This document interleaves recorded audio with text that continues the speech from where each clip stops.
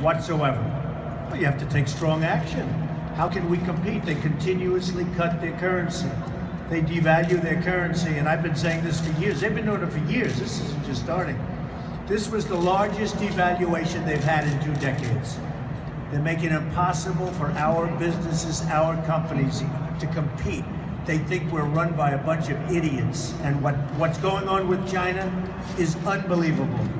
The largest devaluation in 2 decades. Mr. Trump. It's honestly, great question. It's a disgrace. Mr. Trump, race relations are Major. Fantastic. I watched you with President Obama 2 weeks ago. He was not thrilled. I'm sure I'll be more thrilled.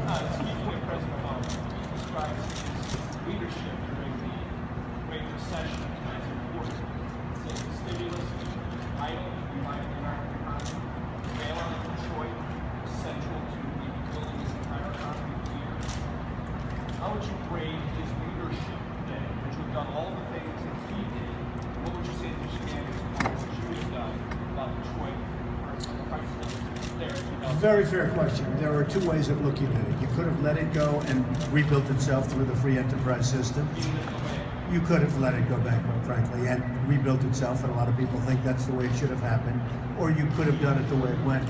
I could have done it either way. Either way would have been acceptable. I think you would have ended up ultimately in the same place. Mr. Trump.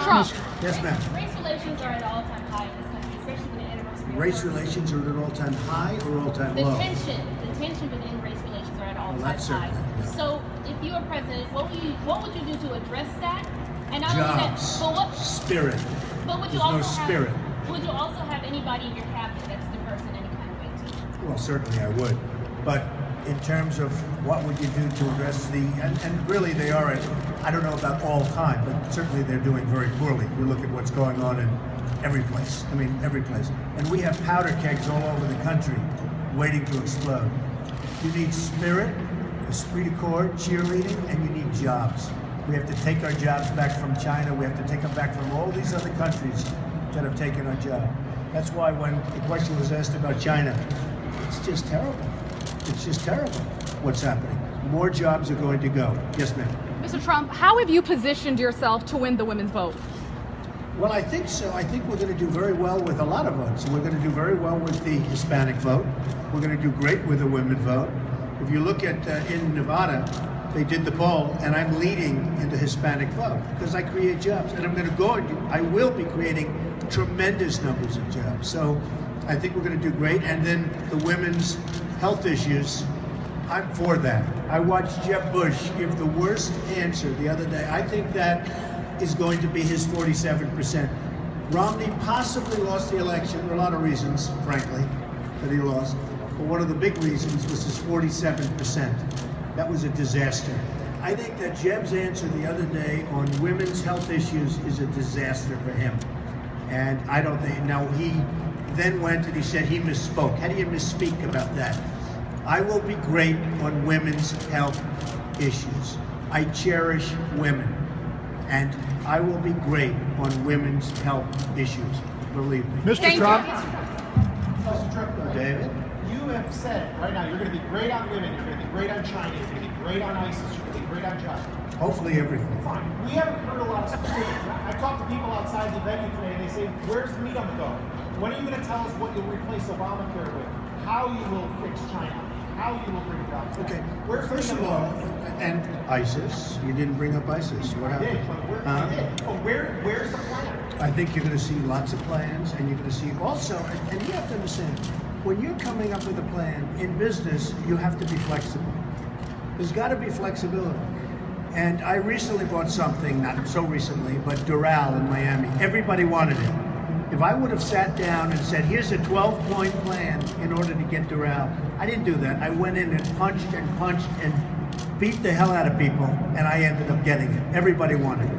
All of the smart money wanted it. The OPO, the old post office on Pennsylvania Avenue, everybody wanted it.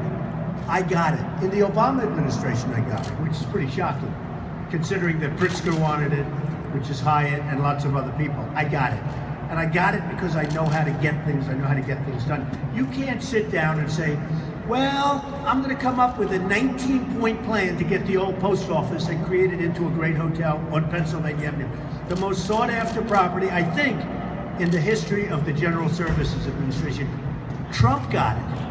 I'm not an Obama person. You probably heard that. You have to be able to have flexibility. You have to be able to do certain. But you're not just asking people to trust you. You're saying, send me in. Well, I think there has to be a trust. There actually does have to be a trust. If you don't trust, you're not going to do very well, Major. You said a moment ago you can create jobs. Jeb Bush has quantified how much he's going to have economic growth. Jeb Bush doesn't have the energy to be great on jobs. Jeb Bush will not be able to negotiate against China. Jeb Bush will not be able to negotiate against Mexico. Jeb Bush with Mexico said people come in, it's an act of love, okay? It's not an act of love. We need a wall. We need a wall. You see what's happening with illegal immigration. And in all fairness, if it weren't for me, they wouldn't even be talking about illegal immigration. You see Kate in San Francisco. You see what happened yesterday in California, which was horrible. The whole situation with Jeb Bush, with his act of love, it's not working. And I took a lot of heat that first week, and then people realized I was right, and they apologized to me.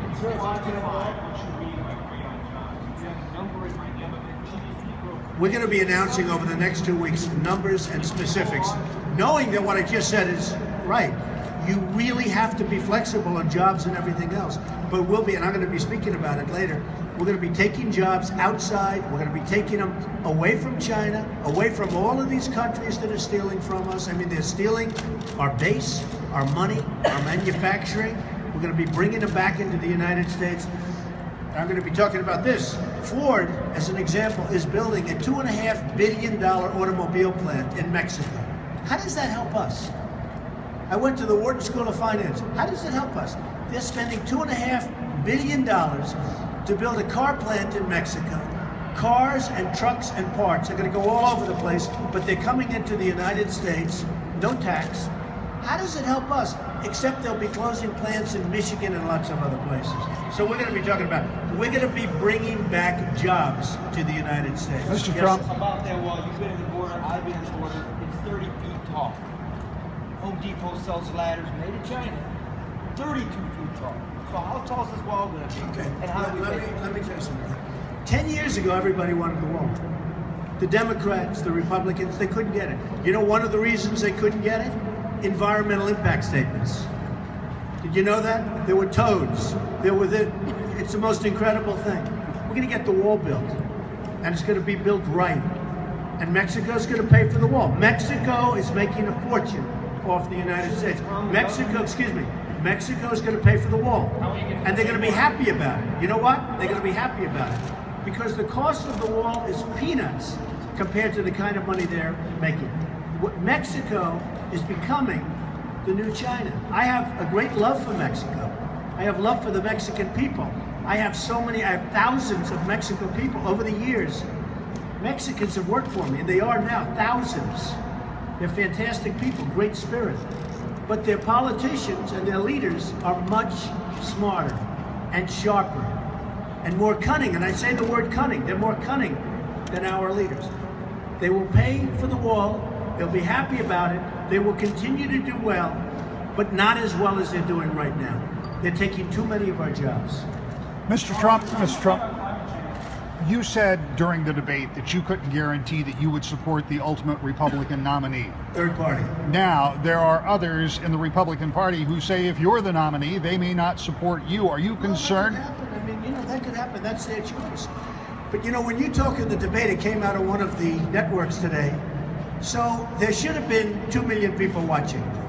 You agree? Not 2 million. That's been sort of standard, 2 million people. They had 24 million people. And the 24, I think, is going to go to 28 or 29 and maybe even 30 when the final numbers come in. Who do you think they're watching? Jeb Bush? Huh? I don't think so. Okay. I hope not. I mean, I want to run as a Republican. That's what I'm doing. I'm leading in every poll. The local and the national polls, leading and by substantial margins. I hope that I will be the Republican nominee because that's the best way to win. I'm going to keep the door open on the other if I'm not treated fairly, and the word is fairly. doesn't mean well, it means fairly. If I'm not treated fairly, we'll see what happens.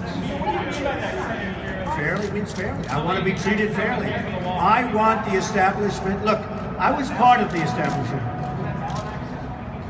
Let me explain. I was the establishment 2 months ago. I was like the fair-haired boy. I was a giver, a big giver. Once I decided to run, all of a sudden I'm sort of semi-anti-establishment.